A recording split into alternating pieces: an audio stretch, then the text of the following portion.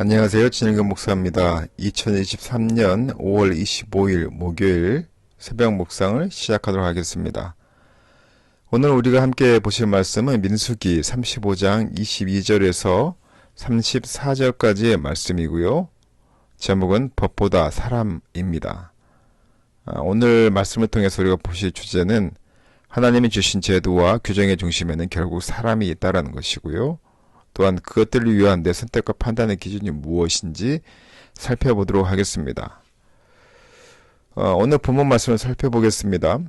도피성 제도에 대한 설명이 어제에 이어서 계속 이어지고 있는데요. 계속되고 있는데요. 어떤 이유든지 고의로 사람을 쳐서 죽인 자는 용서받을 수 없습니다. 도피성에서조차도 그들을 위한 도피성 제도는 존재하지 않는 것이죠. 이제 본문은 부지 중에 사람을 죽인 사람의 경우 이들을 어떻게 보호해야 하는지, 또한 도피성에서 어떻게 살아야 하는지, 또한 그 도피성을 떠날 수 있는 길이 있는지에 대해서 자세하게 안내하는 것이 오늘 본문의 주된 내용입니다. 좀 더 살펴보도록 하겠습니다. 원한도 없고 해야 할 의사도 없었는데 부지 중에 사람을 죽이는 경우가 있습니다. 그렇다면 겉으로는 고의적인 살인 행위와 다를 바 없더라도 살인 동기가 다르기에 용서받을 수 있었습니다. 살인한 자는 증인들의 말을 따라서 죽이지만 한 증인의 증거만으로 증거가 성립되지 않고 둘 이상의 증인이 반드시 있어야 합니다. 무고하게 살인자로 몰릴 수 있는 위험을 미연에 방지하는 것이죠. 사실 확인을 하지도 않고 풍문으로만 떠도는 말들로 애매한 피해자를 만드는 시대입니다. 말에 말을 더해서 루머를 만드는 이 시대에 우리 사랑하는 성도들은 좀 더 주의했으면 좋겠습니다. 또한 실수로 살인을 했다면 보복하는 자의 손에서 그를 건져서 도피성에 피하게 해 주었습니다. 그는 거기서 제사장이 죽을 때까지 거할 수 있었는데요. 도피성은 분명 피난처이지만 동시에 제사장이 죽을 때까지 갇혀 있어야 하는 감옥과 같은 곳이기도 했었죠. 실수로 살인했더라도 생명을 해친 일은 결코 가볍지 않음을 보게 됩니다. 대제사장이 죽기 전에 도피성을 나갔다가 보복을 당하더라도 그 책임은 도피성을 나온 본인에게 있었습니다. 은혜를 은혜로 받아야 함을 우리가 이제 보게 됩니다. 무한한 자유를 요구할 수가 없는 것이죠. 성경이 허용한 범위 안에서만 우리가 은혜와 자유를 누릴 수 있음을 오늘 본문 말씀을 통해서 보게 됩니다.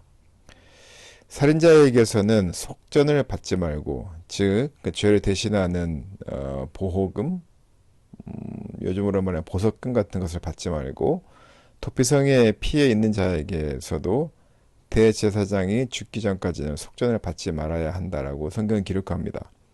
돈으로 법을 피해가려는 시도를 방지하려는 조치였죠. 사람 위에 앉아서 법을 집행하거나 또는 법을 이용하려고 하는 군림하여서 사람 위에 군림해서 법을 이용하는 자들에게 화가 있을 것임을 오늘 본문은 말씀해 주십니다. 고의적인 살인, 이러한 살인들은 엄격하게 다루고 무고한 살인을 방지하고 또한 무분별한 보복을 막고 있는 것이 바로 도피성 제도입니다. 살인은 약속의 땅, 생명의 땅, 하나님이 거하신 땅에 어울리지 않기 때문이죠. 형제를 미워하는 것까지 살인이라고 말씀하실 만큼 하나님께서는 살인에 대해서 매우 예민하셨습니다. 그 반대로 형제의 사랑이 있는 곳에 주님이 임재하실 것임을 우리가 살필 수 있게 되는 것이죠. 도피성의 경리는 보호이면서 동시에 형벌이기도 합니다. 사면되지 않고 돈과 힘으로 해결할 수도 없는 것이 도피성입니다. 속죄, 즉 대제사장의 죽음이 반드시 필요했고요. 그를 대신하는 죄에 대한 죽음이 없으면 피해 가족의 용서가 필요한 것이 도피성입니다.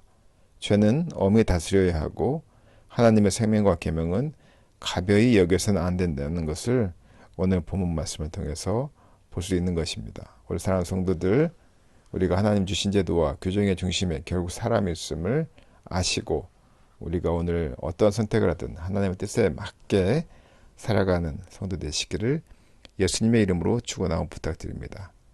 함께 기도하겠습니다.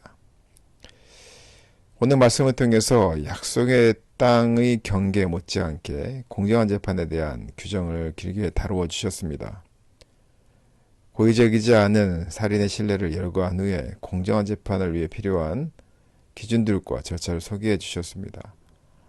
그러한 도피성 제도와 살인죄에 대한 규정을 둔 이유는 하나님께서 생명을 함부로 여기지 않으심을 우리에게 보여주십니다.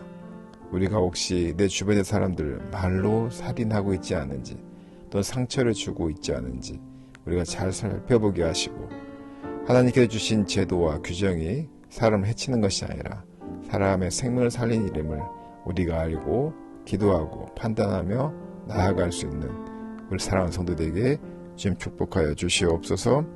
이 모든 말씀 거룩하신 예수님 이름으로 기도드렸습니다. 아멘.